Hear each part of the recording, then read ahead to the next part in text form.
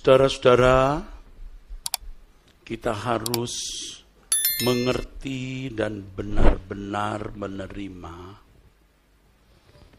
bahwa tidak ada bencana yang lebih besar selain ditolak oleh Allah. Kalau sampai seseorang tidak diperkenan hidup di hadapan Allah atau tidak diperkenan masuk di rumah Bapa,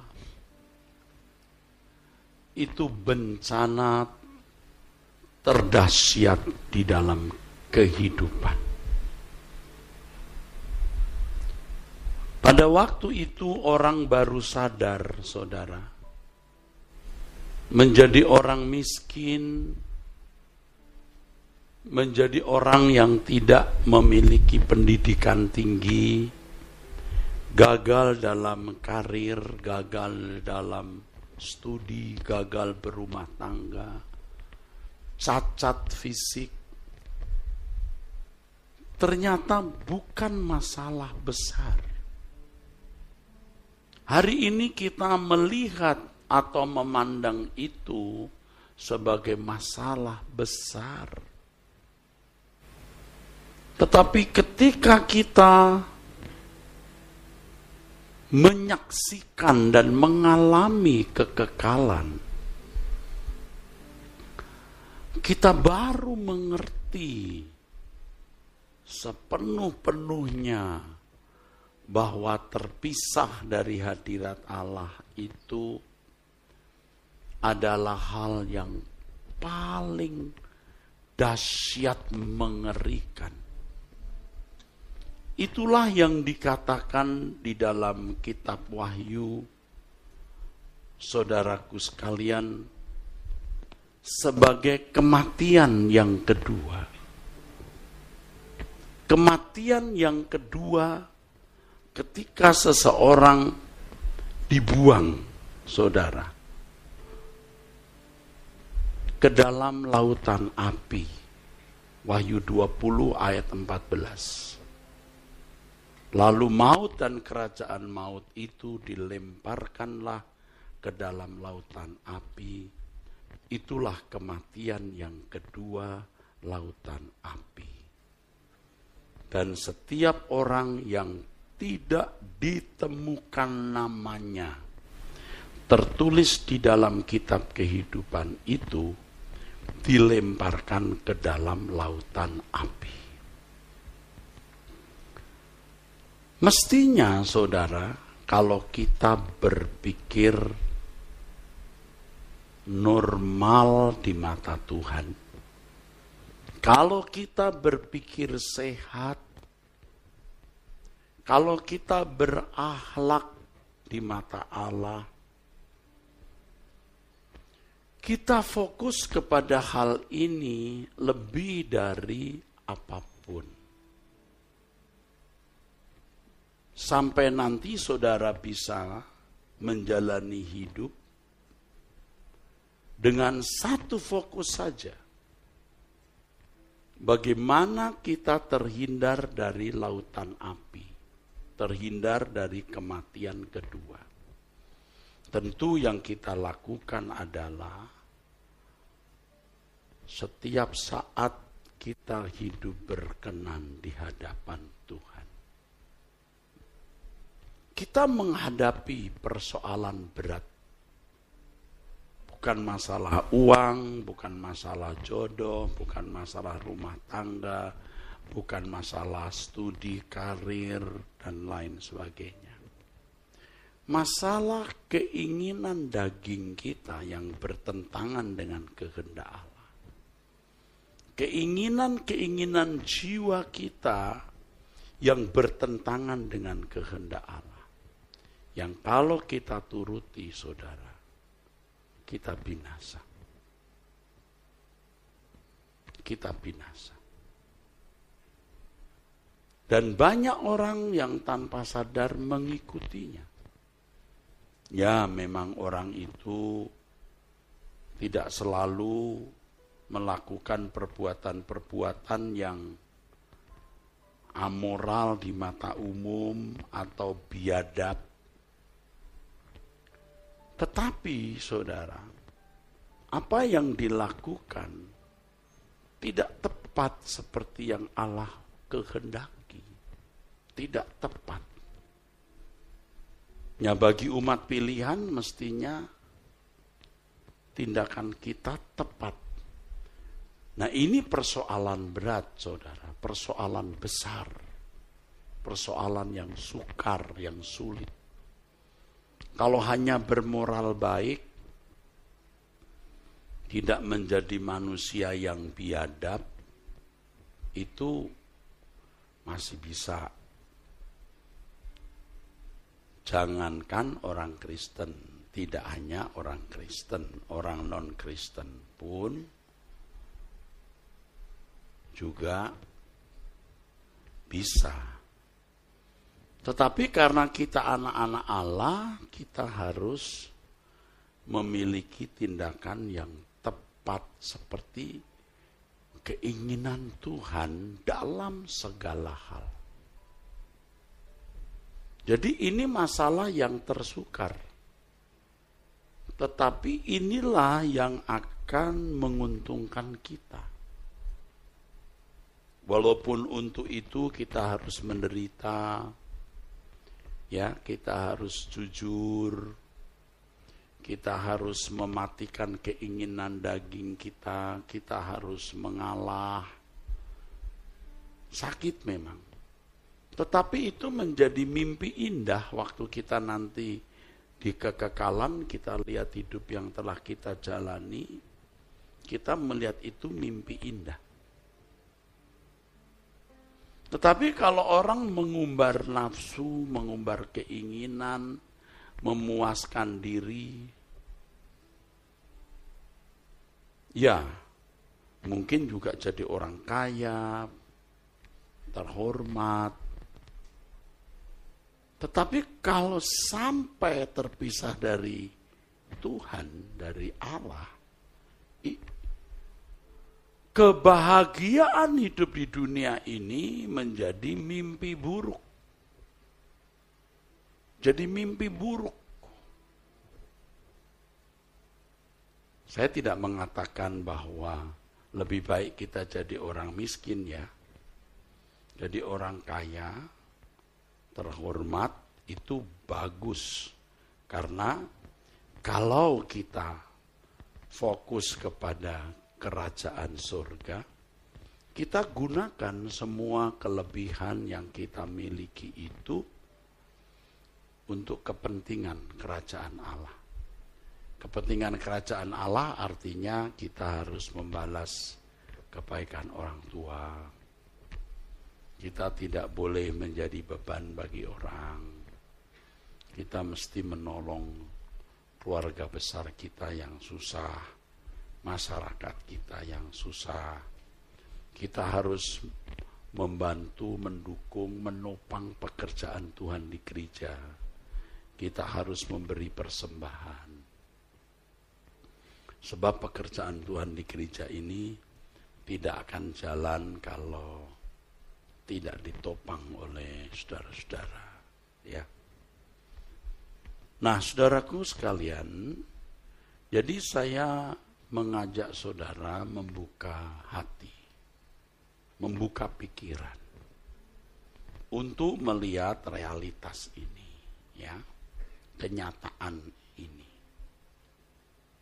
bahwa tidak ada malapetaka yang lebih dahsyat dari ini.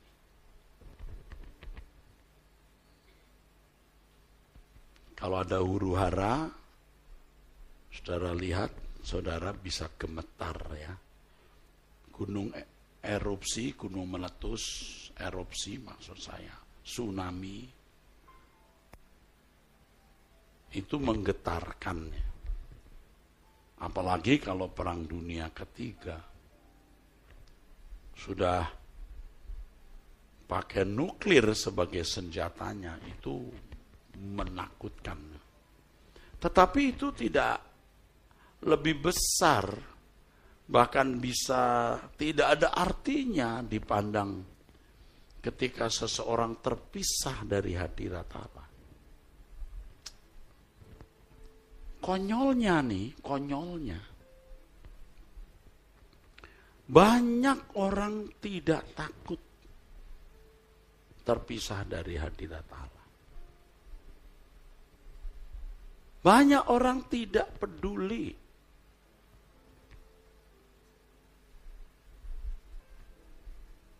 Dianggapnya bukan masalah besar. Dipandang kecil, diremehkan pada umumnya. Maka orang itu bisa demi uang tidak jujur, ya. Demi kemarahan dan kebencian menyakiti orang. Karena kesal, mulut ngomong apa saja.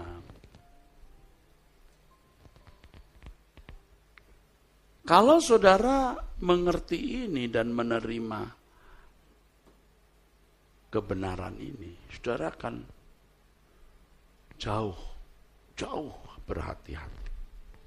Tetapi memang tidak mudah karena saudara pada umumnya sudah terlanjur memiliki irama hidup yang salah. Ya, jangankan saudara, saya dulu juga belum seperti hari ini.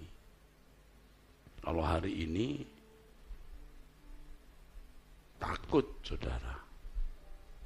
Takut, gentar, lebih besar dibanding waktu-waktu yang lalu. Ya. Makanya lagu yang tadi saudara nyanyikan, jagaku menjaga hati, ya itu ya. Itu maksudnya supaya saat ku berdiri di hadapan tahta pengadilan Tuhan, jangan sampai aku tidak tahan berdiri, artinya takut. Orang takut begitu, mau lari. Tidak usah diusir juga takut, gentar menghadapi kedahsyatan kesucian Allah. Tuhan itu sangat baik. Serusak apapun saudara, Tuhan mau ampuni. Setiap rahasia saudara tentu saya simpan, ya pasti saya simpan. Istri saya pun juga tidak tahu. Ada jemaat Pak Apau telepon saya malam-malam. Saya jemaat Gajah Mada Pak. Oh gitu. Susah. Oh gitu. Kamu kerja apa? Maaf Pak, saya ini pelacur. Hah? Pelacur di mana? Pasti Anda nggak kenal dan tidak boleh kenal, itu rahasia ya. Saya pun tidak pernah ketemu, tapi namanya tahu. Lalu saya beberapa kali ngomong sama dia yang akhirnya saya serahkan ke Bu Esther Natasa. Karena dia perempuan kan. Saya itu Pak, jualan diri di jalan Hayam Wuruk. Wah, dekat gereja dong. Percayalah ini rahasia ya. Kalau kamu hadir di sini, percayalah yang tahu hanya kau dan aku. Bu Esther pun hanya dengar suaramu, tidak kenal mukamu. Saya tanya juga, loh kamu berani benar. Kalau nanti ketemu orang jahat bagaimana? Enggak Pak, saya kan dilindungi tukang-tukang ojek. Oh. Tukang ojek itu pengawal-pengawalnya. Mungkin dibagi kali. Saya bilang ya udah, sekarang kamu mau usaha apa? Saya perlu gerobak Pak untuk jualan ini itu. Ya udah, berapa biayanya? Saya transfer.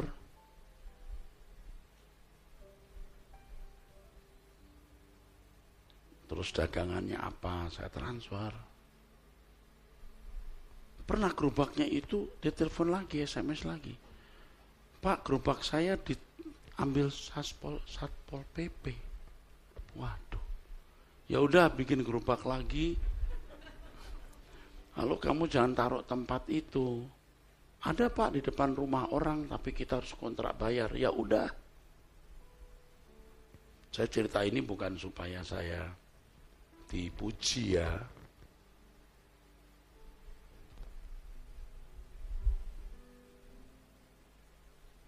Terus kamu punya anak, ada anak satu Pak, nggak jelas siapa bapaknya. Suaranya ada, gitu. Ini nggak bohongin lah ya. Saya tahulah kalau orang bohong, tidak kan saya ngomong terus setiap kali saya nanya kalau jawabannya mikir ini bohong, jawabannya cepat gitu. Wah ya memang begitu kenyataan. Saya berkata kalau kau minta ampun Tuhan lupakan dosa-dosa. Kamu ke rumah sakit dulu, periksa kamu kena penyakit, enggak. Ya, jangan nanti nulari anakmu lah kalau kena dia kena HIV apa gimana. Ya puji Tuhan tidak. Dilayani Bu Esther sih kemudian hari. Saya serahkan Bu Esther. Tuhan tuh melupakan. Manusia yang ingat-ingat. Belajar kan. Manusia yang mengingat-ingat. Kau belajar kan. Yang tidak pernah jadi pelacur itu belum tentu lebih baik dari orang yang pernah jadi pelacur ya. Jangan sombong, karena kalau Tuhan mengampuni, Tuhan itu melupakan. Mungkin ada pria-pria di sini yang dulu nakal. Banyak dosa kamu lakukan, judi dan lain sebagainya. Kamu kalau tidak berhenti berbuat dosa, 100% kamu masuk neraka. Kalau kamu bilang, wah enggak bisa Pak, ya enggak akan bisa. Berat Pak, ya jadi berat. Tapi kalau kamu berkata bisa, ya bisa. Kalau orang sakit, dan dia terancam nyawanya oleh sakit, yang tadinya minum obat yang pahit dia nggak pernah bisa, tapi demi sembuh dia bisa kok. Takut jarum, tapi karena kalau tidak disuntik dia akan sakit terus dan mati, dia berani disuntik. Semua kan tergantung kita. Kalau Anda berkata nggak bisa, ya nggak bisa. Tapi kalau Anda berkata bisa, ya bisa. Nah ini kekekalan ini luar biasa. Kita harus lari dari kematian kedua ini. Harus lari. Jadi apapun masa lalumu, Tuhan mau mengampuni dan melupakan. Tapi kalau saudara sekarang masih tidak menjaga mulut, tidak menjaga mata, tidak menjaga telinga, hidupmu tidak bersih, Tuhan akan berkata, aku tidak kenal kamu. Sebab yang masuk surga itu, seperti yang dikatakan Matius pasal 7, orang yang melakukan kehendak Bapa. Yuk kita baca, biar saudara mendengar. Matius 7, ayat 21. Saudara itu datang ke gereja ini sudah tepat banget gitu, betul banget gitu ya. Saudara jangan absen, tiap minggu sudah mesti dijadwalkan ke gereja ini. Saya datang hari ini, perjamuan kudus. Minggu depan mesti diganti yang lain, jangan terus saya dong. Saudara juga mesti mendengar khutbah dari pendeta lain. Nanti minggu kedua saya datang lagi gitu. Minggu keberapa ya? Ketiga ya. Saya datang lagi. Saya datang lagi.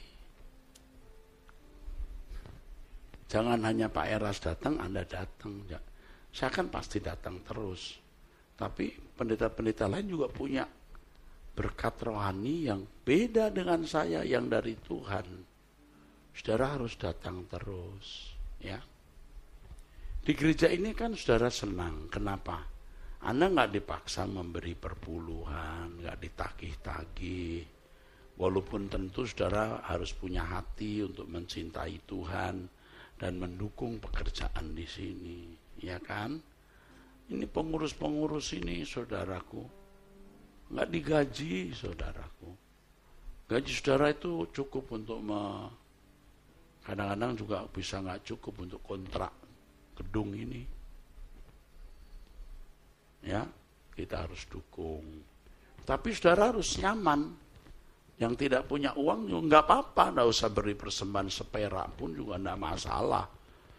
Aduh Pak, boro-boro beri persembahan makan pun saya sulit. Oh iya, nggak usah. Nggak apa-apa.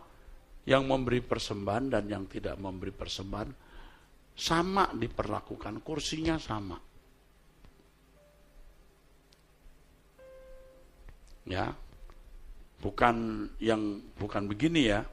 Yang memberi persembahan kursinya pakai bungkus kain.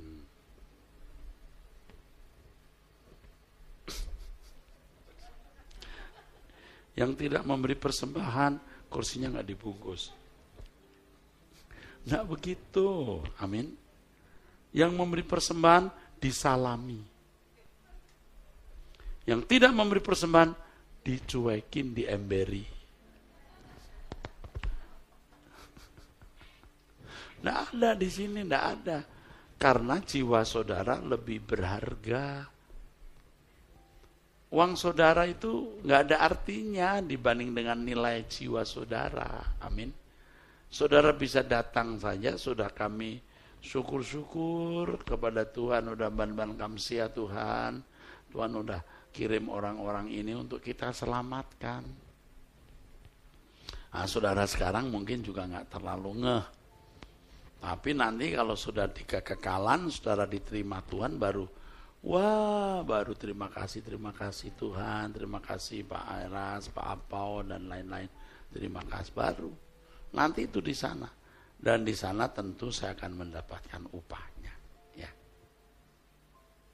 Oke, kita buka Matius 7. Matius 7 ayat 21 mengatakan, bukan setiap orang yang berseru kepadaku, Tuhan, Tuhan, akan masuk ke dalam kerajaan surga, melainkan dia atau orang yang melakukan kehendak Bapakku yang di surga. Jadi saudara harus melakukan kehendak Bapa. Ini pertanyaan untuk semua kita, untuk saya juga. Sudahkah saya melakukan kehendak Bapa? Kalau dulu kan kita bangun tidur yang kita pikir mau buat apa ya? Kalau ibu-ibu, mall mana yang ada sale-nya ya? Hari ini mau masak apa ya? Bukan nggak boleh harus masak. Tapi pertanyaannya,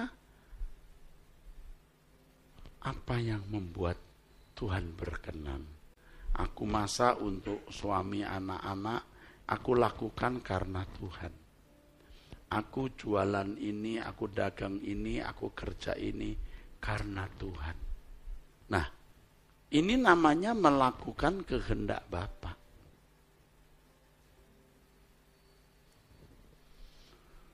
Kalau kita melakukan kehendak Bapa, ya,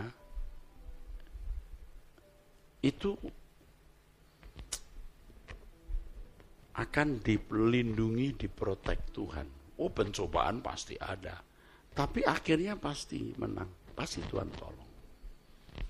Orang kan pada umumnya, aku mau kerja, aku mau bisnis, punya uang ini, rumahku bisa lebih besar, mobilku lebih bagus, aku bisa jalan-jalan ke luar negeri yang lebih jauh. Kalau dulu jalan-jalan paling ke Taman Mini, lebih jauh lagi ke Bogor, lebih jauh lagi ke Bandung, lebih jauh lagi ke Jogja, lebih jauh lagi ke Bali.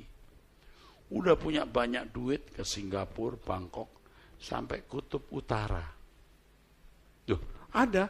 Orang jalan-jalan ke kutub itu ada. Alaska. Saya juga tidak tahu apa indahnya, saya nggak tahu. Mungkin dia pengen lihat salju. Padahal kita di rumah bisa lihat salju. Buka freezer ada salju.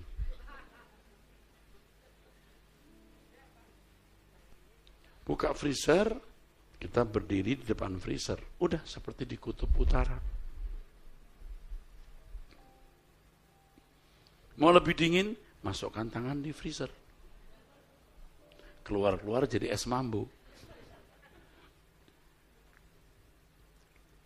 Orang itu kan kerja, bisnis, karir, semua untuk harga diri, nilai diri.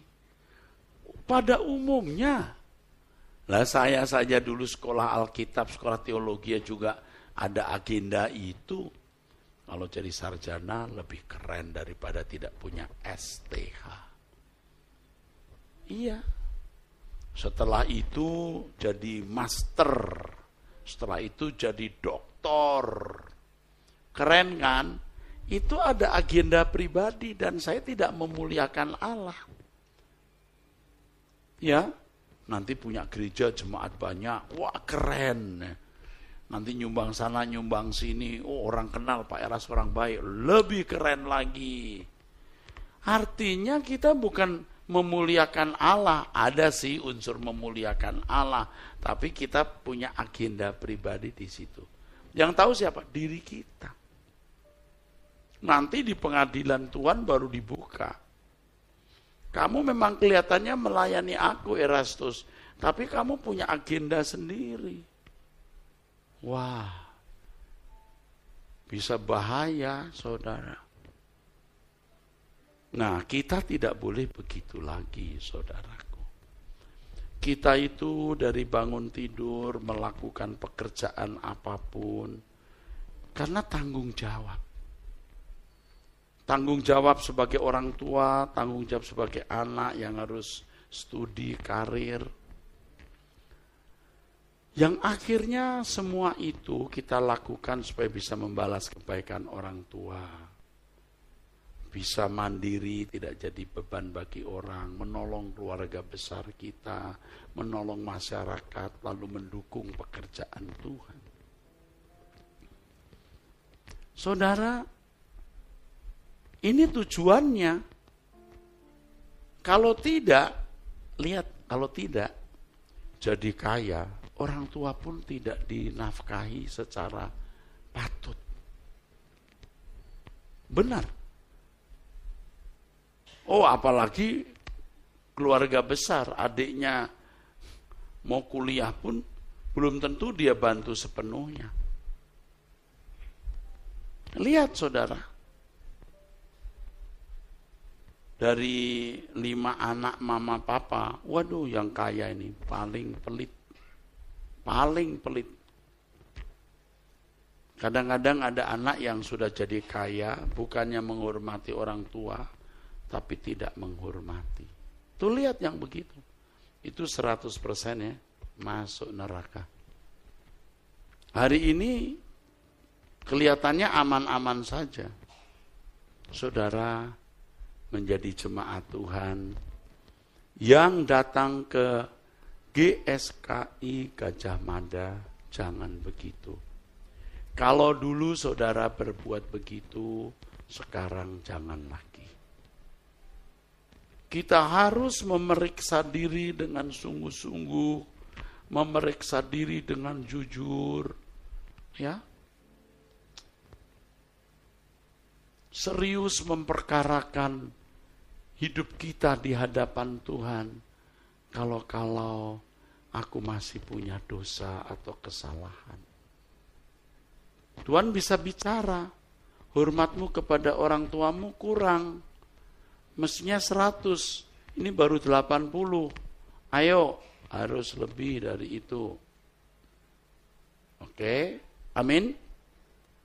Halo, amin? Saudara mau berubah? Mulut kita jangan ngomong yang tidak patut. Tuhan beberapa bulan belakangan ini beberapa kali bicara kepada saya waktu saya sedang berdoa.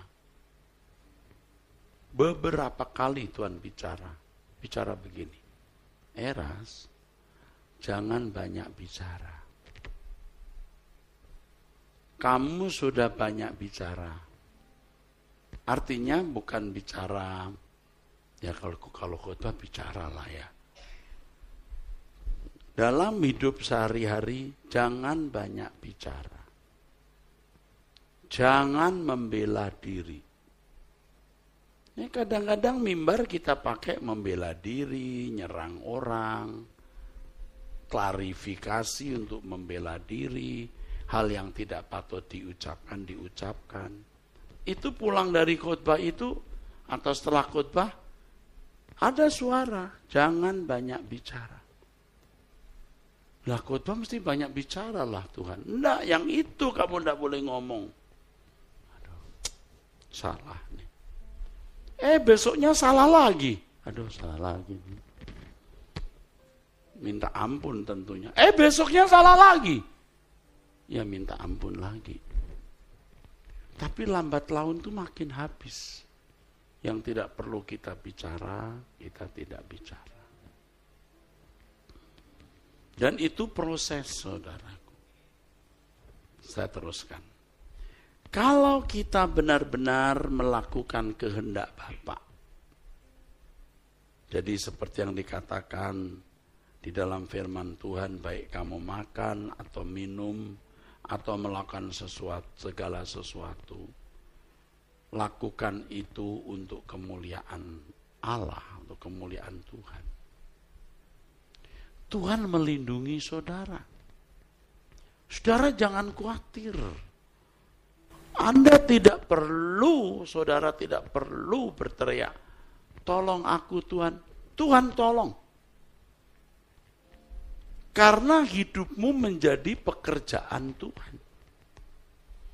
Kehidupan orang-orang yang melakukan kehendak Bapa ini, itu hiburannya Tuhan. Mosok Pak. Malaikat-malaikat bisa memuji menyembah Tuhan. Oh amin. Malaikat di surga nggak ada pencobaan seperti kita. Tidak ada godaan-godaan. Apalagi malaikat yang kudus ya, yang tidak pernah jatuh dalam dosa, tidak ada dorongan nafsu yang rendah, yang salah, tidak ada dorongan keinginan yang salah. Nah kita banyak pencobaan, banyak godaan, ada daging yang masih mendesak untuk dipuaskan, jiwa kita yang rusak. Tetapi kalau kita memilih untuk melakukan kehendak Allah, itu sukacita Tuhan. Kalau tadi saya menggunakan kata hiburannya Tuhan,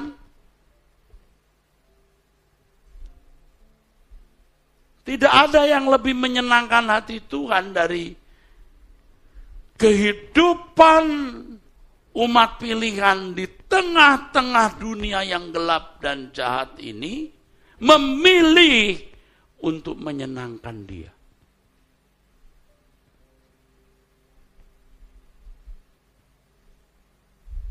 Kalau saudara jadi instrumen atau alat yang menyenangkan hati Tuhan, saudara tidak minta perlindungan Tuhan, Tuhan lindungi. Tidak usah minta pembelaan Tuhan, Tuhan bela.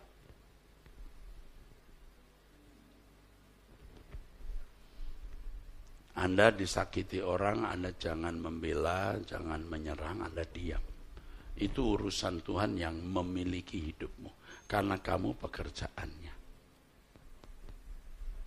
Kita beri tepuk tangan untuk kebenaran ini. Amin. Luar biasa loh. Dari sekian ratus ribu, dari sekian juta orang yang ada di daerah kota, ada 3 orang yang menyenangkan Tuhan. Tuh, 1 yang tinggal di daerah Pecah Kulit, di belakang Taman Sari, Tuhan tahu. Itu di daerah Kebon Jeruk, kota.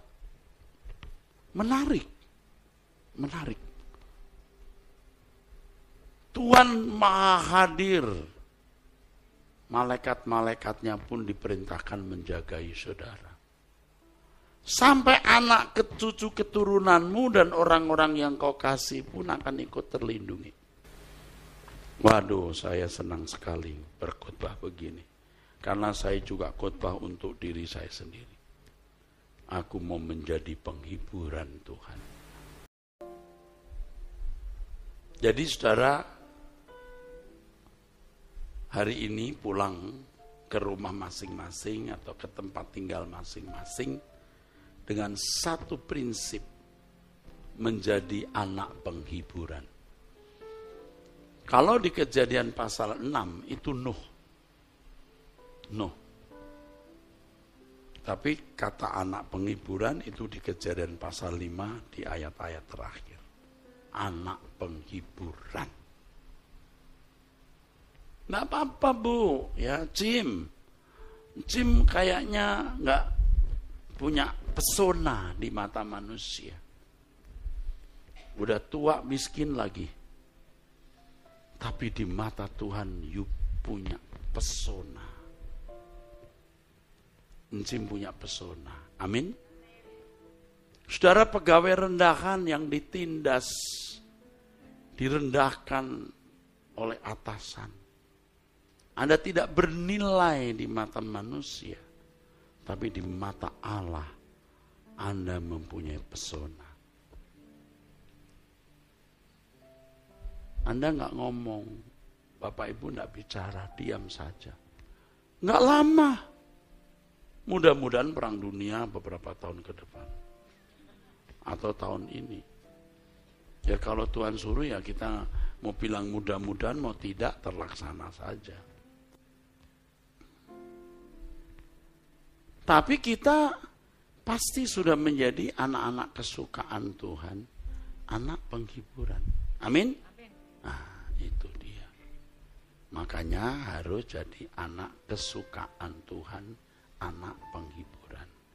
Amin, saudara? Lihat mata saya. Jangan nakal. Amin? Paham ucapan saya? Jangan nakal. Jadi anak kesukaan Allah, jadi penghiburan.